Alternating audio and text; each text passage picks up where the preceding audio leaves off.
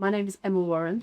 I'm the author of a book called Up the Youth Club, which is a cultural history of the youth club in the UK and Northern Ireland in its broadest sense. So the kind of youth club you might have in your imagination, but also the youth club, which is maybe a less organised space, a less official space, places where young people or adults create space for young people to come together to do things they're interested in.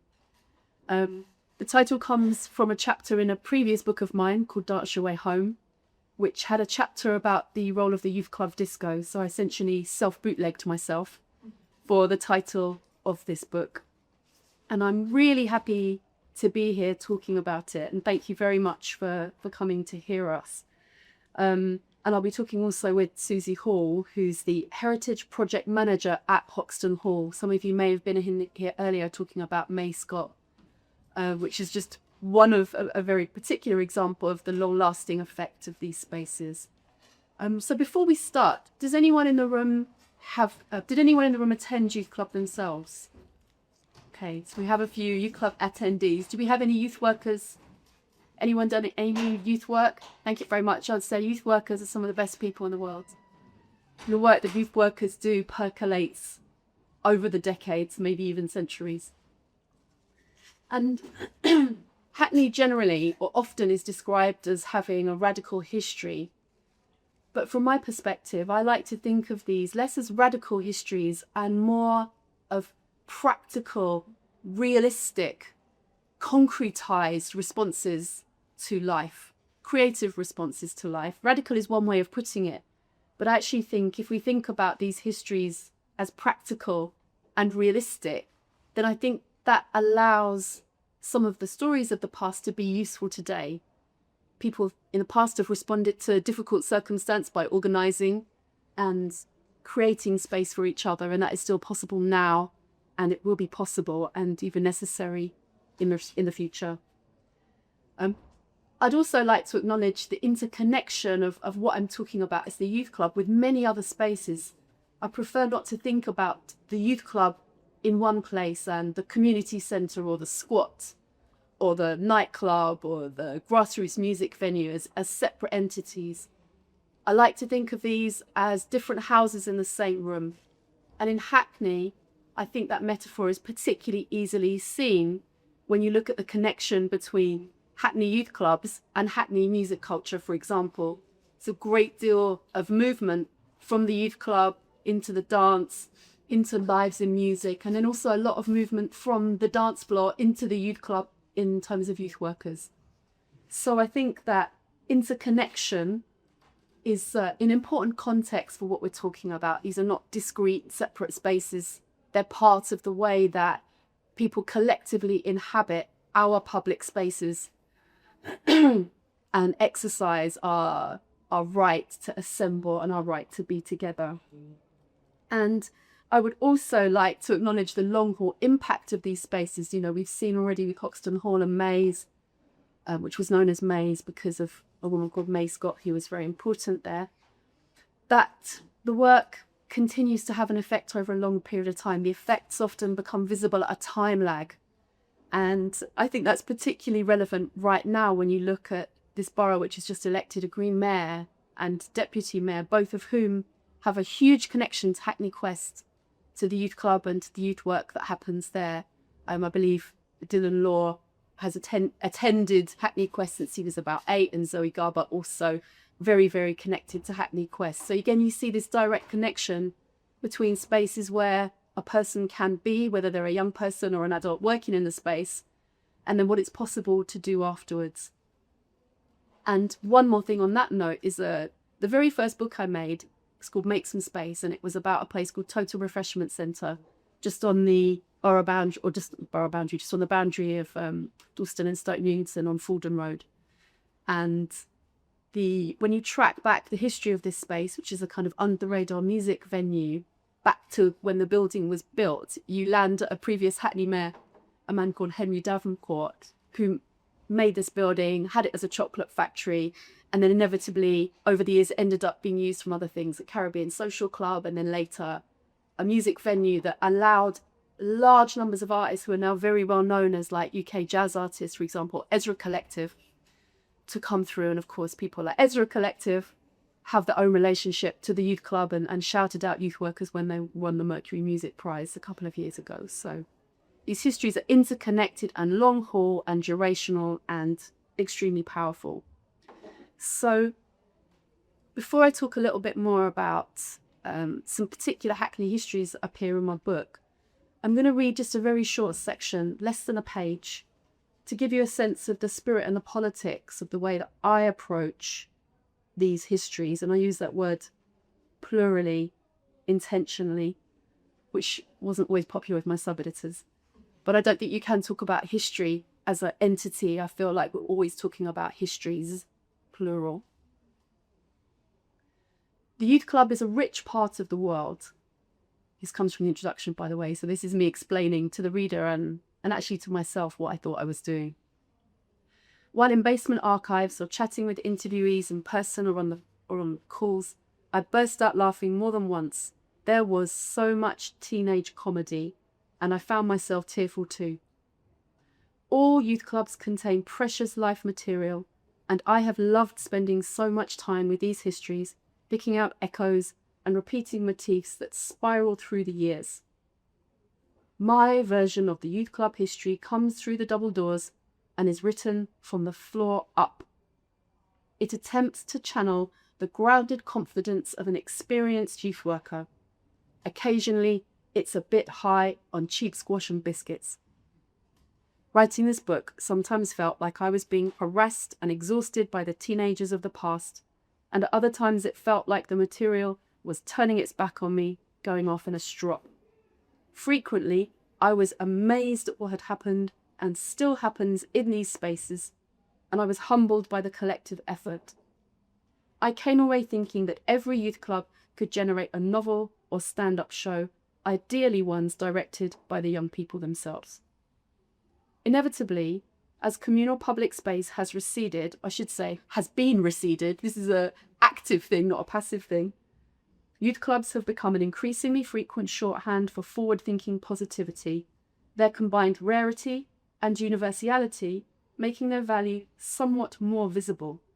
My hope is that this book acts as a signal boost for everyone doing the work, whether on the ground or in well-appointed offices.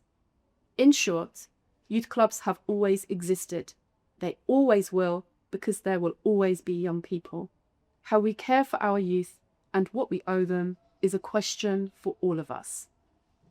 So that's how I set up my stall. Essentially, this story, or my telling of it, is not dispassionate. So actually, maybe we'll start talking now. And I wonder if, before you tell me about the history of youth work at Hoxton Hall, would you tell me your relationship to the youth club and to youth work?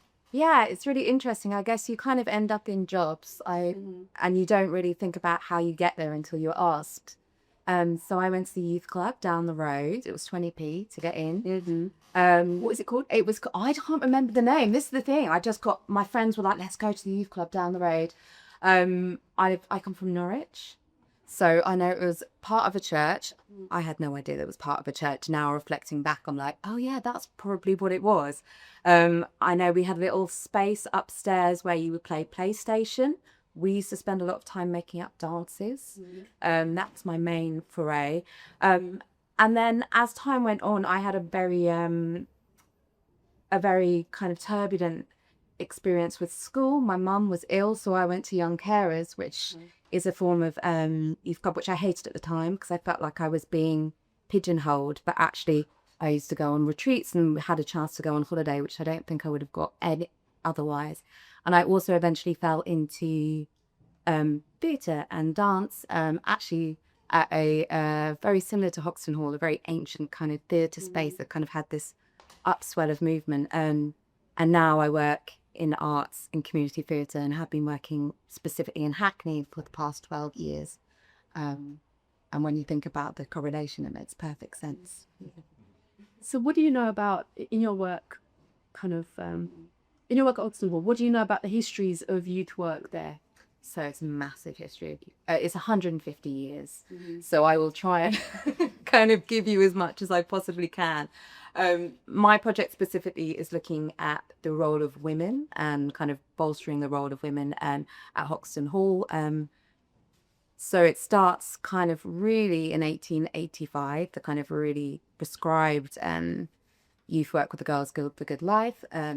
They considered young women under 30 problematic at the time as part of the temperance movement. So the Girls Guild for Good Life was formed to create a space for the young working women of Hoxton and Shoreditch to support them in their work, but also to make sure that they could become good wives to working men. Times have changed. Tried wives. Yeah, they're coming back. We were the original editors. And yeah, it continues through its own. It's still run by Quakers, as we were talking about earlier. So we have. I got confused when you were talking about Quest earlier because we had a Quest club at Hoxton Hall in the 1920s. Slightly different. So it runs through there. Through to the Second World War, when it was an air raid shelter, and youth clubs were being formed there as a space to kind of stop the kids being afraid. I've been working with students recently who've been talking about these kind of group bomb shelters, and they just thought it was a game. They thought it was a game to go down. There was these spaces, and then we go through to May Scott, and the kind of start into sectional way from this more kind of religious outlook, and then we sweep through kind of theatre in the 1970s and 80s into a more kind of musical space that's still happening today.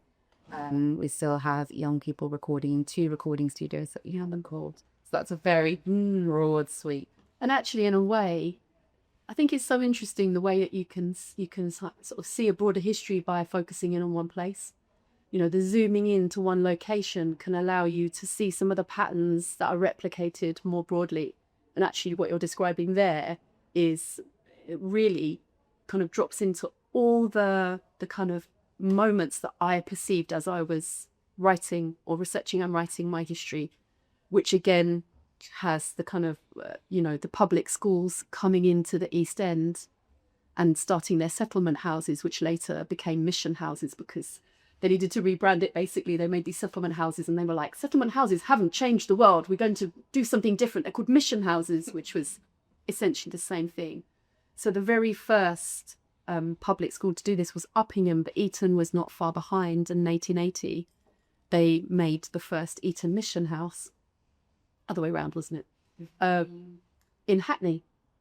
And there's a really interesting book called An Eton Playing Field by an old Etonian, a reminiscence of happy days spent at the Eton Mission Boys Club, which describes the youth work aspect of what they did. So the mission houses and the settlement houses were basically a product of often like broadly Christian, broadly socialist, people who'd gone round using the new railways to kind of encourage people who were well educated at universities to come and, in their view, give back or contribute. And so they built these houses often in the East End, and people would live in them, as you know, many of you may already know.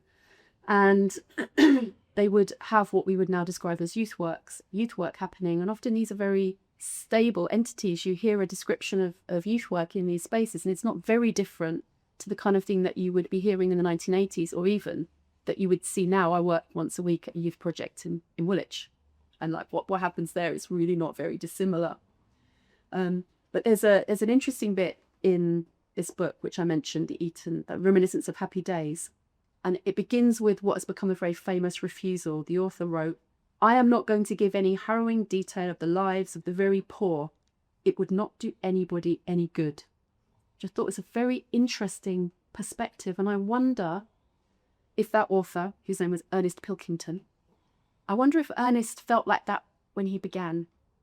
I wonder if Ernest learned how to be nuanced and careful with the lives of other people.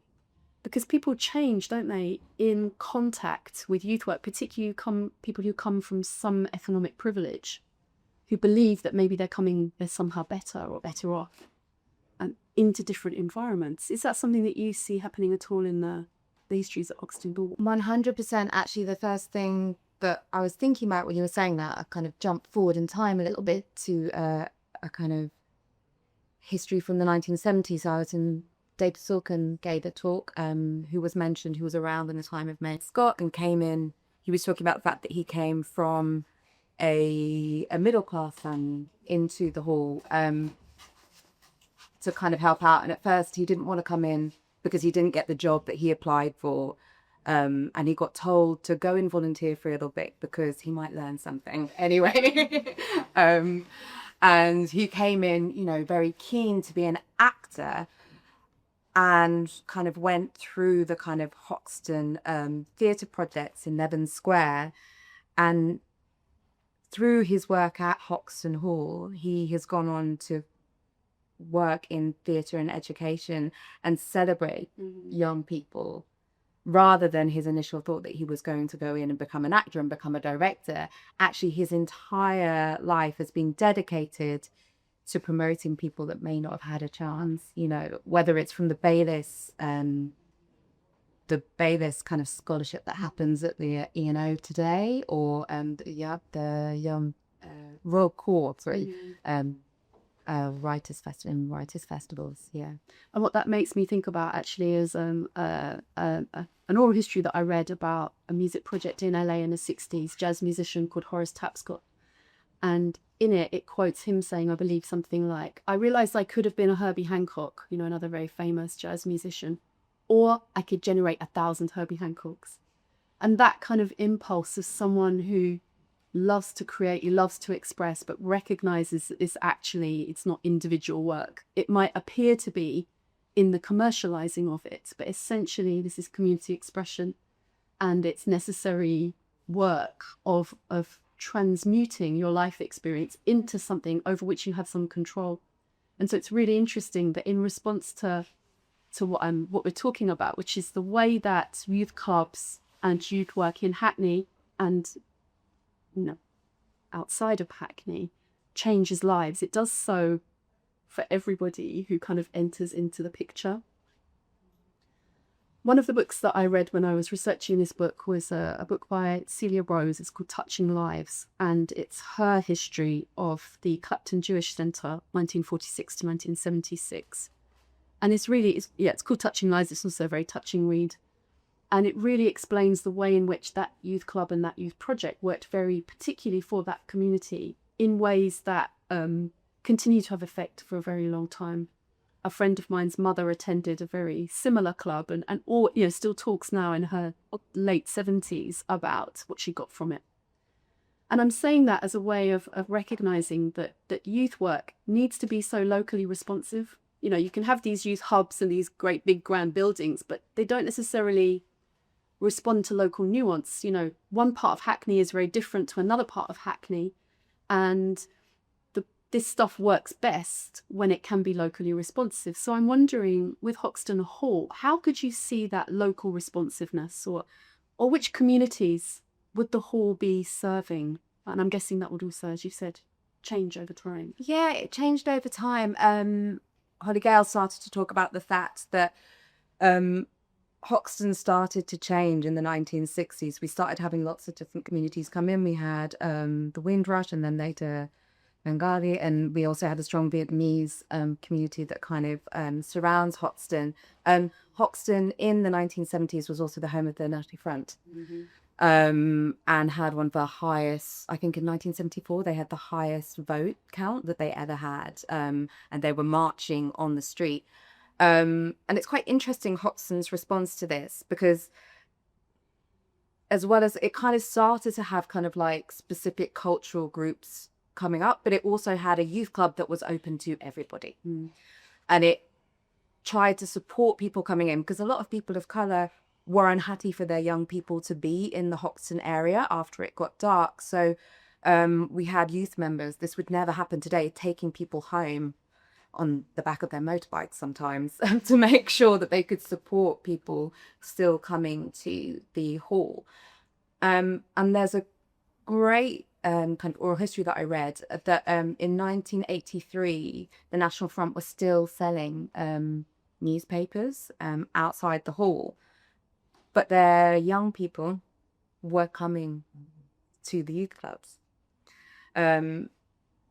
which I think is a big way that Hoxton Hall kind of offered welcoming space as teaching people and not separating people. This got them into trouble in the 1980s when there was this big wave for diversity. And Terry Goodfellow at the time kind of moved out of the space to make way for more diversity projects because he believed that the space had always been a space for everybody. Yeah. And there's a very interesting project as well I want to kind of shout out, which is called I Banga, which was a musical show which happened in the early 1980s in Stoke Newington, which was a celebration of Banga music. It's very interesting that you're saying about that now because obviously, histories repeat themselves. There are always times in history where those who deal in hatred and division have more power or have, enough money and effort has been spent on them in order for them to be in ascendance again. And obviously we're in a moment like that again right now. And the histories that I found in my research showed that often the youth club and the youth workers responded with openness like you're describing. Over the borough boundary in Tower Hamlets, you have Hoxton House and Weaver's Adventure Playground. And at times of great violence against communities of colour, particularly South Asian communities, extremely terrible racist attacks, the youth workers in the youth clubs, which were deemed to be probably like more white, and the youth clubs that were deemed to be more South Asian, would work together and take the young people away on retreats. At one of them, they watched the film Schindler's List. And so the youth workers were finding ways to create connection. And what that made me realise very powerfully is that youth work and youth space is essentially like a first responder type situation. There are emergency services doing incredible frontline work to repair the damage which is done by other adults who are prepared to deal in hatred and division for their own personal gain. So the politicians now spouting hatred and division might just be racist, but they also know very well that this is a fast track to success. And so the instrumentalization of division is a tactic that derelict people will use. And I've seen in the histories, and I still see now, the way that youth workers and youth clubs can offer a very powerful counterweight, often simply through openness and through listening. I wonder also if there are any... So one of the things, again, I think is really clear is the relationship between youth clubs in this borough and music. If you think about the histories of like jazz, funk, reggae, soul, any of the artists that kind of came through that also will have come through the youth club. I think you'd be really hard pressed to find a musician in Hackney from those eras who weren't interconnected with youth clubs. And again, there's a lot of overlap between the youth club space and the dance floor because of the way that youth clubs would be used for, say, reggae sound systems or soul and funk dances and so on. Obviously, there's an overlap between youth work and like certainly like music performance in your place. What can you tell me about this aspect? You started to have jazz happening and electric guitars appearing at Hoxton Hall in the 1980s. That was when the kind of big shift from more theatre-based work that was happening at the hall switched into music. And that's continued. I would say today our main youth gathering sits around music. So we got a recording studio in 2002. I do have a photo of it. Maybe I can show people that they're interested of this first recording studio, which was very exciting. And as I was saying, they're still in use today. I have young people recording drill. Drill is the current music trend. We also have, I think the person that most people will know that I know was kind of volunteering for Hoxton Hall in the early 1990s or late 80s was Dane Nolban. So he came up through Hoxton Hall. Oh, I didn't know. Yeah. It was, as I dive through the archives, I keep pulling all these little kind of random facts out, and at some point I'll make them a bit bigger. And we have so many incredible images in the archives of young people making music. But there used to be a garden festival that would happen yearly, and that would essentially be a showcase for young music and young musicians. Some of the things that I'm trying to bring back in my project at the moment. It's very interesting, whether or not you like Damon Albarn's music, isn't it interesting that the way in which he's operated in music has something of that youth work mentality in it? I'm thinking about things like his involvement with things like Africa Express, and again, like it or not, whatever. That was about bringing together artists from disparate locations and collaborating. So I do feel, and again, I see this regularly in the histories, people who have experienced that enabling, that opening of doors, that mutual respect that is engendered in these spaces often go on to apply that framework to the way that they live their lives personally, professionally, and creatively. And I think there is something, again, particularly powerful about the way that music could work in here. And I've written quite a lot about the role of youth clubs in the east of London in the emergence of grime. And people often talk about youth clubs as being part of the picture that allowed this music to emerge, coming out of UK garage in the late 90s, and obviously also with the ecosystem of pirate radio and record shops and dance floors. But when I read more about it and again went into the archive, I realised that really I don't believe that genre of music would have existed without the youth clubs, because you had a network of clubs that had survived Thatcherism, where young people in this part of London could hop between this club and that club, where they could DJ at one or MC at another or hear people playing music in another one. And so it was possible to kind of to move around, to meet people, to have space to go and be and to practice as young teenagers what it means to be an artist, or what it means to be an audience member, or what it means to be part of something. And so yeah, this part of London, really, the youth clubs generated culture on a massive scale. And a number of foreign artists went on to win Mercury Music Prizes, and many of those artists either went to youth club or had youth worker parents.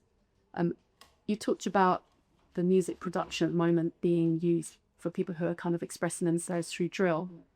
What can you tell me about what you see young people getting from being able to do that?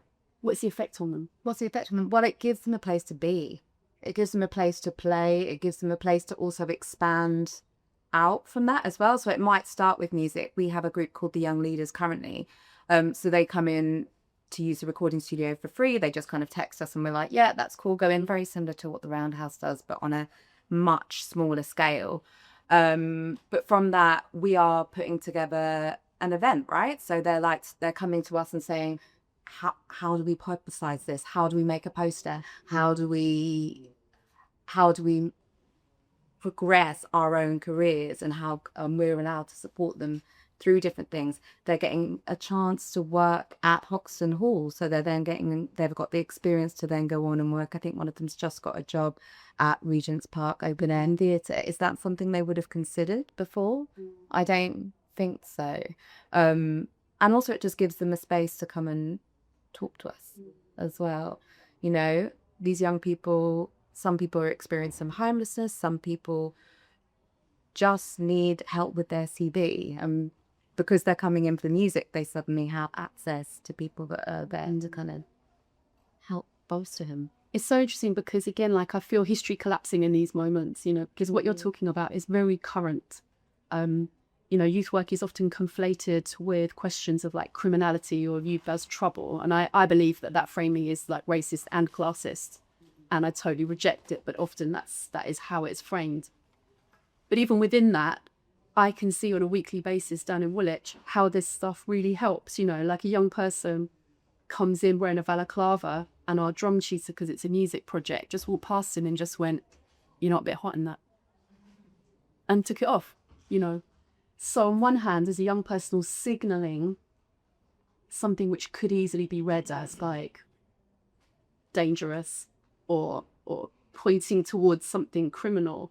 And yet in an environment with trusted adults, it's possible to be a different version of yourself, be a little bit more expanded, be like a young drummer, as opposed to being someone who potentially looks like a risk. Now, we're talking about something today at a history festival, but if you look back at the histories, you see this repeatedly. There's a bit in here in like 1888 where a woman who was called, she wrote for a newspaper in Manchester, and she was called the Lady Columnist. She was anonymous, but she was involved in youth work.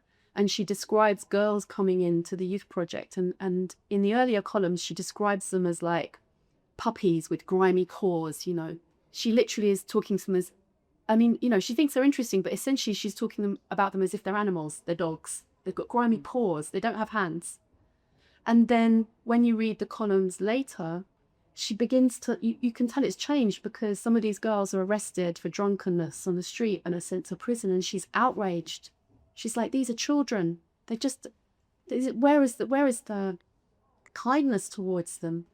And so you suddenly realize that through getting to know these young girls, both as individuals and also demographically, they've shifted into people to her, and they don't have grimy paws. They're girls who she cares about almost as if they're her own.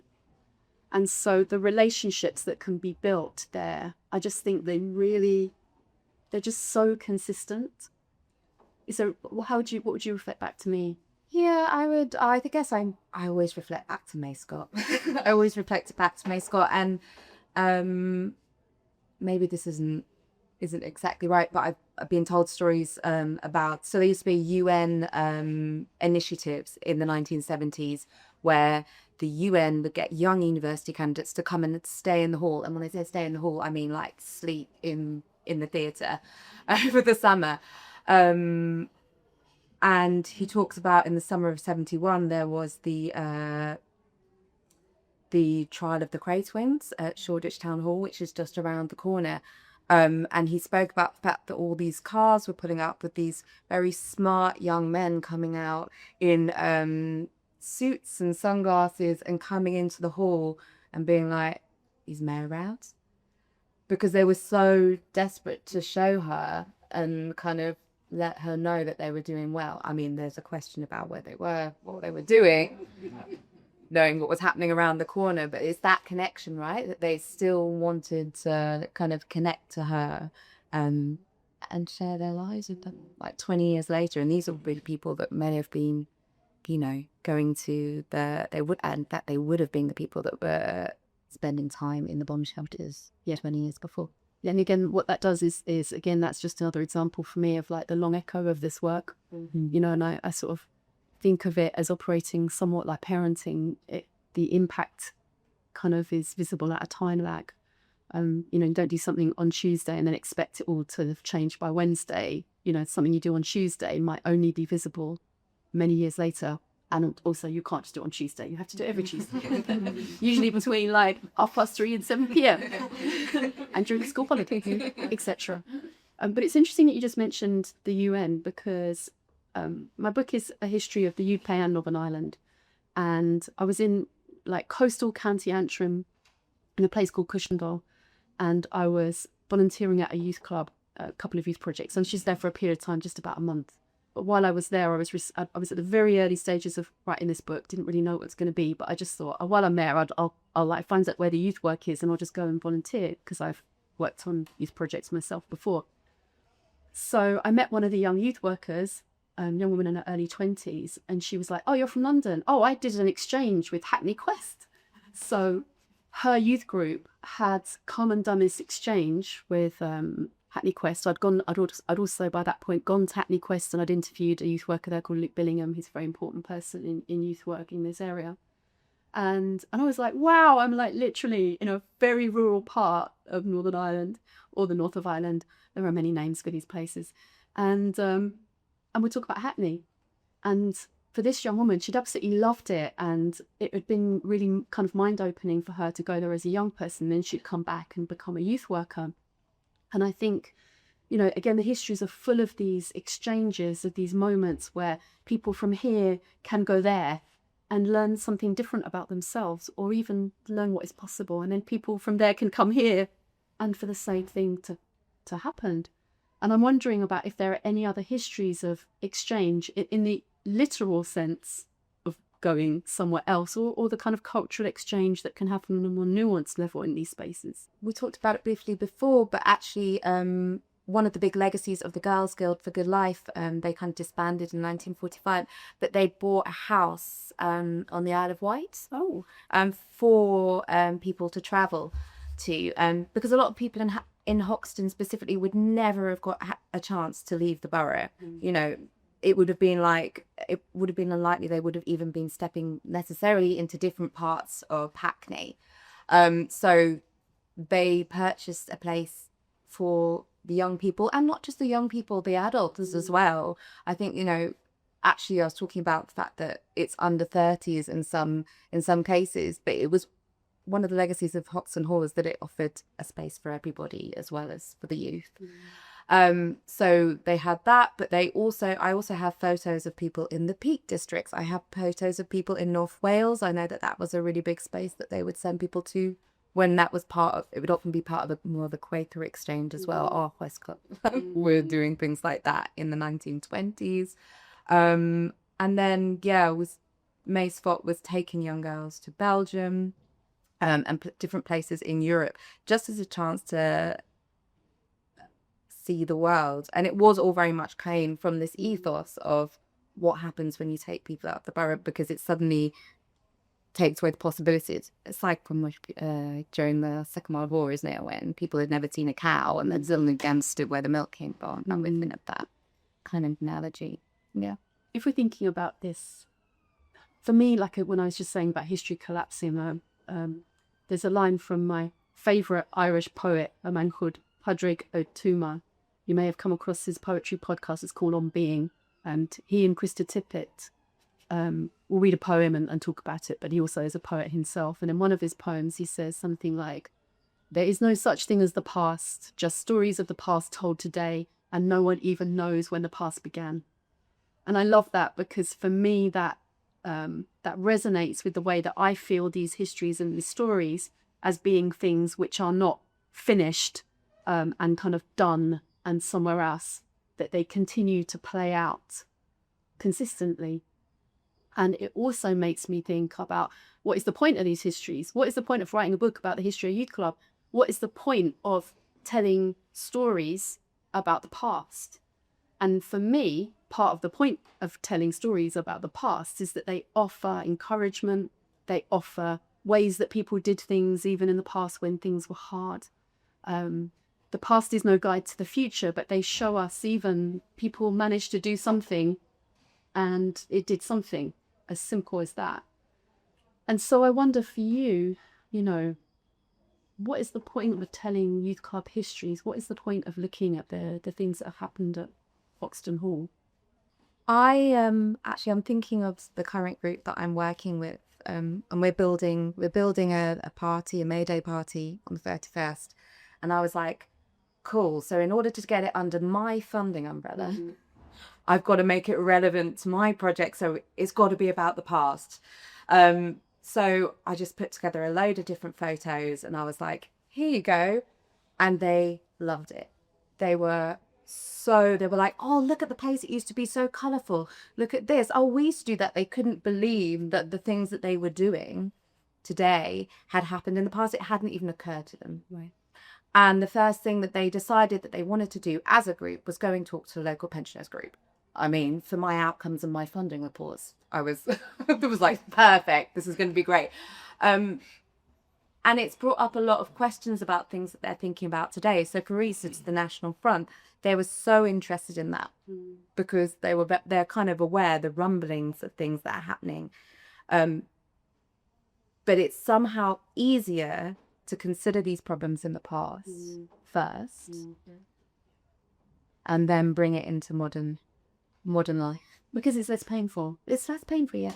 And it gives an element of hope sometimes as well. If we manage to get this done and suddenly it's not. Yeah, I had a similar experience on Friday, actually. I did a workshop at over in Tower Hamlets. There's an organisation called Coffee Afrique. And in Tower Hamlets themselves, they have, I think, 20 youth clubs. They've invested very heavily in youth clubs. And in Hackney, there are still at least 5 local authority youth clubs. So this whole area of East London has still retained a decent amount. And they have a group of young people there who are doing a research action project, kind of looking at like, violence and mental health, but using the archive to research it. And then when we were looking at some of I brought with me a whole load of items from home, like print publications people had made, beautiful newspapers, that the camera work, called Camera Work, which was made by a photography workshop in Half Moon Lane in the 80s. And again, there was so much stuff that was relevant and resonant. And again, the young people were looking through these things and having that same experience, like, oh, this is from a long time ago, but these struggles are ours. And that feeling of connection, I think, to the problems and to the people that have come before you, can just be quite energizing. So I wonder, we will kind of go to questions, but I wondered if it would be, sometimes what I think is quite nice to do is a bit of random page generation, to just like read one more tiny bit of the book. And I can give you the page numbers where the kind of the Hackney stuff is particularly, or you could just give me like the general page number between like, I don't know, 1 and 400-ish. So what comes up? What do I like to shout out page number? 361. All right, 361. Let's see what's done. Yeah, I tell you what, index is like poetry. I'm like really into reading indexes, because actually you're like, wow, I didn't realize my book had that in it. Yeah, anyway, indexes are good. Okay, so actually this is nice, because this where you've landed is about a youth project that I worked on for nearly 10 years. It's a youth run magazine in Brixton, called Live Magazine. Like your music editor might be 14, your editor might be 19, and it's a place which generated a huge amount of both successful individuals and cultural capital. And there we go. So this is, where will I start here? Okay then. I'm going to just go, sorry, it's slightly difficult to find the correct right bit, but I'm going to say here. Okay. Someone at Lambeth Council was looking to promote the work of the borough's youth council, which was then disseminated through a brochure-type publication, and knew that this person, Sam, had a background in printing flyer packs handed out at clubs and raves. Ever alert to possibility, Sam and his partner Michelle responded to the request with an idea. What if young people did it themselves, presenting otherwise dry information in their own style in the form of a revamped magazine?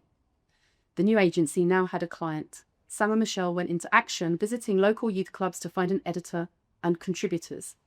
They have told this story millions of times, and it goes something like this. Sam walked into the youth club, assuming he was relatable, being only 24 years old and having grown up down the road in Streatham in a single-parent family, a notion of which he was quickly disabused when he stood in front of blank faces and a pointed comment from the back, "Why are you wearing flares?" Luckily for them, 14-year-old Aziza Francis took Sam and Michelle up on their offer, and Live had its first editor. So that was 2001. And I'm sure that sort of thing would have happened like multiple times. It would have happened in the settlement houses, when Ernest Pilkington came down from Eton. I don't know what the 1880 equivalent of "Why are you wearing flares" would have been. Inevitably, it happens. Yeah. So I think we've reached the end of our bit, unless there's anything else that you would like to say at this point.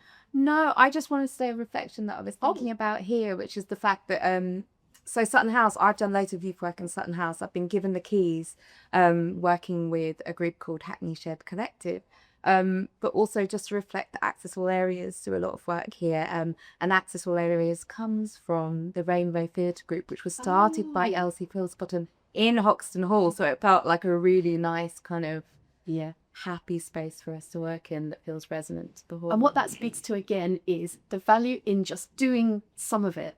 Like, none of us can do all of it, but a little drop in the ocean is all we can do. It's all it takes, and every little drop in the ocean really makes a difference. So I think we've time for like one question, two questions. Yeah? Okay, we've got probably two. Okay, does anyone have anything they would like to ask either of us? It's something you probably do, but there's a thing about getting famous, there's a thing about being successful. but there's also a thing about people. And currently, there's huge awareness of neurodivergent people with hard of hearing, etc., and ADHD, all these things, which there's an awareness, but not facilities to do it. So, do you especially integrate people's just being able to function as well as people to develop talents and meshing between? That's a really interesting thing, actually, because I still work sometimes with TAB, actually, which is you mentioned in your book. But going back to Rainbow Theatre Company, it started from Elsie's kind of work with people actually very neat on Morning Lane, with people who had additional needs. And Rainbow Theatre Company that she grew up was she wanted to integrate people, so people with needs, people who didn't identify as having any needs. Obviously, it's changed and we've become much more aware. Growing up, Accessible Areas is a theatre company specifically made for people with additional needs. Still happening at the hall, we have actually, it was funny, they moved to the hall at the same time as I did. Hackney Shed Collective, which I've worked with for years, which is again based around the idea of people with specifically SEND, so sensory and neurodivergent needs. And one of our big missions is making sure that it's for everybody. So yeah, I think there's value in both. Thank you for asking that. Yeah, it's an important question, and it's great to hear that work that's happening. And there was a question for you there. Yeah, I hear a lot of negativity about Gen Z and their work ethic and things like that. Do you think that's something that every generation has towards the generation younger than them? Or do you think it's something else, should it be challenged? Because it's kind of hard to combat it when you hear it. I think there's a quote, isn't there? Is it penny the elder or penny the younger? Some kind of, 1,000 years plus type in past, saying the youth of today are rude to their elders. They don't know what's good for them. And that, this idea is as old as people. I think people have always said that. And I think like one of the rudest things that older people can do is to, in this very crass way, criticize whole generations. And it's outrageous, because the real outrage is child poverty. The real outrage is the fact that people can't afford to live in places. The real outrage is the removal of public space. And so I think manufacturing outrage about generations is extremely convenient. And I think we should be resisting these sorts of characterizations wherever possible. All of us are all right, aren't we? I mean, all of, whatever age, I think. Thank you for asking that. Any final tiny things before we... Oh, no, we've got 2 minutes. I'm trying to make sure that we're out of here. Oh, you might. Yeah, please. I was just reflecting on, we hear a lot about how councils and funding the youth services is often reduced. And I just wondered in the youth workspace if youth clubs are being almost... you're seeing that your role is actually becoming broader and broader because you're needing to fill the space of a social worker or and I just wondered if that's something that you've seen and if that's something that's kind of going up, going down. So the history of youth work is a history of a patchwork of provision. State money will come in occasionally and then it will be cut. It will come in occasionally, it will be cut. At the moment, there is at least the vague promise of some sort of money, although actually it's not new money. So I think that the story is always multifarious and various in terms of how it works. But I think youth work answers so many different problems that it is a real shame that it's not recognised as such. So in the government's new National Youth Strategy, there's a lot of money for capital projects, but really no meaningful money for youth workers. What is the point of building a climbing wall or a music studio or a hub if you don't have the youth workers to open the doors and close it, let alone actually do that work of supporting young people in that transition from childhood into adulthood, which is such a transformative and formative moment in life. And that is true in all the histories as far back as they go. Thank you. So thank you very much for coming.